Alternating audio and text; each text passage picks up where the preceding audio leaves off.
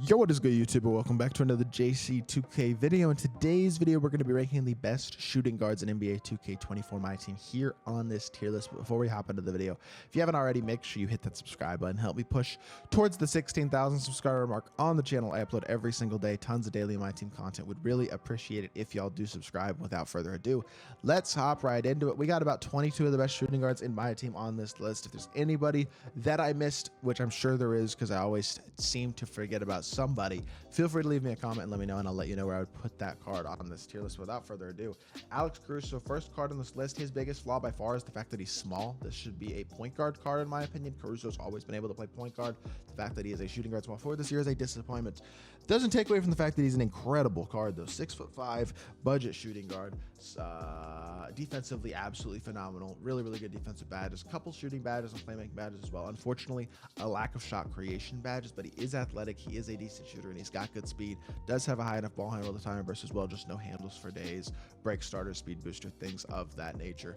Does have a release that's on quick. It's not a great release, but it is on quick. Like I said, an NBA dribble style is nice as well. But the lack of shot creation, the lack of elite shooting hurts him more at the shooting guard position, and it's a pretty top heavy position as well. So he's got to go a little lower on the list. I don't think Iggy is S tier. I really don't. I know he's a brand new card. I know he came out today, and he is very good. But I think there's a few guys who are better. Plain and simple. I think he's right on that borderline, but I don't know if I actually would have him in the top 5 at the shooting guard position right now. I think he's probably 6th for me, to be completely honest. And I am only going to have 5 guys in the S tier on this list. So for me personally, I think Iggy goes A. And one of those guys is Brandon Roy. Now, that's contingent on Brandon Roy having a bunch of extra badges, having added playmaking and shot creation and defensive badges especially. But a fully badged up Brandon Roy is, I think, better than Iggy because he's still going to be a really good defender, but he's going to be more versatile as a shot creator with a better release, just a better all-around card, a little bit more complete. Even though Iggy is a great card, his release is a tiny bit on the baited side at times. So a badged out B-Roy, I think, takes a slight edge, which is why he gets the last spot in S tier, and Iggy is my highest in A. Devin Booker will go B, but he's not going any higher than that. He just doesn't defend at all, and he's not fast. But he's got the D-Book dribble style and insane fade, insane release. He's one of the best 3-hitters in the game, still simply exclusively off of animations, really. So when we get a better D-Book, he's going to be just a pain in the butt to deal with. People are going to be so annoyed with Devin Booker again, and I'm not really looking forward to it. Doug Christie is your, like, the most basic 3-and-D card ever. I don't think that's really as a whole that exciting of a card though compared to the best shooting guards in the game. Not to say he's bad, because he will defend very well. He's an elite defender, and he's not really much of a shot creator, but he's going to dunk wide open. He's going to hit his wide open threes, and he's going to, I guess, shot create a little bit if he needs to, but he's not really built to shot create, same way that a Caruso is. I think he's a slightly better version of a Caruso, a little bit bigger, a little bit better defensive badges, including off clamps and interceptor, but compared to the very best shooting guards in the game, I think he's either B or C, so not super high.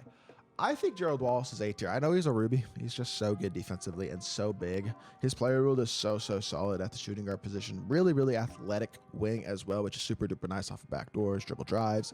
The big player build is nice. All that type of stuff are a bunch of net positives for Gerald Wallace. I really do think he's a super solid card. Even though shooting isn't his strongest suit, his release is very strong, very good. So overall, great card. I don't love this Gordon Hayward card, and honestly, I think we're going to start to put some of these higher tier cards lower on this list. Gordon Hayward has a good release, but he doesn't do anything on the court insanely well. He's not an elite defender, elite shooter, elite shot creator, elite slasher. He's not really elite in any specific area. I think he's pretty mid. And Jaylen Brown, I don't like. Legitimately, I understand the stats and badges on that card are good. I am going to put him in C tier because his release #1 sucks. Defensively, I don't think he's that great. He's not that good of a shot creator. His free throw release sucks. His animation shot creation wise are not amazing, and his release is mid. I think he's C. I don't get the stats and badges are pretty good. I think he's a mid card.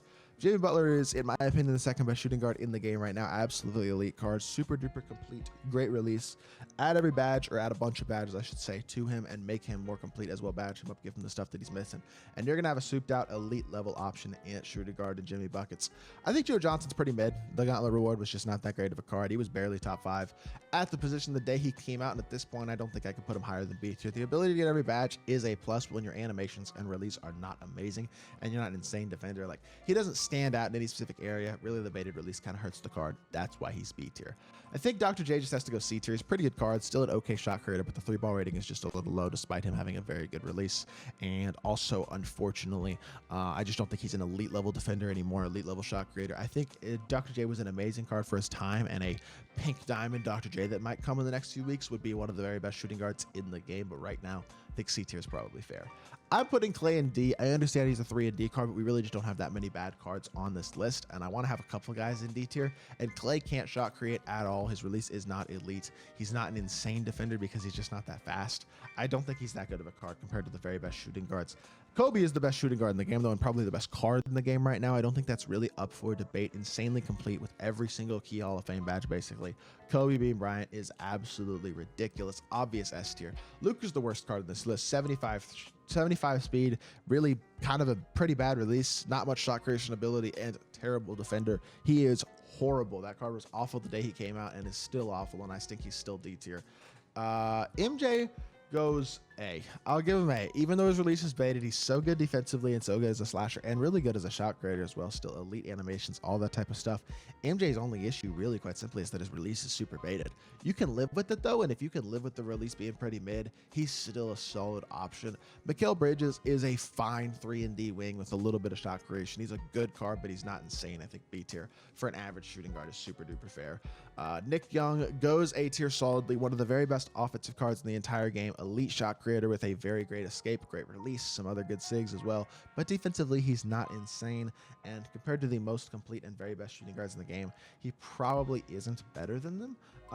But I will say, I think Paul George, I think Nick Young, amazing. And I think for his budget, he's amazing. It's a card I'm still using personally right now because I need the shot creation. But Paul George in S tier, really great as well, obviously. 6'8" shooting guard. So he's got great size. He's a great slasher still with a very good release, still a great shot creator.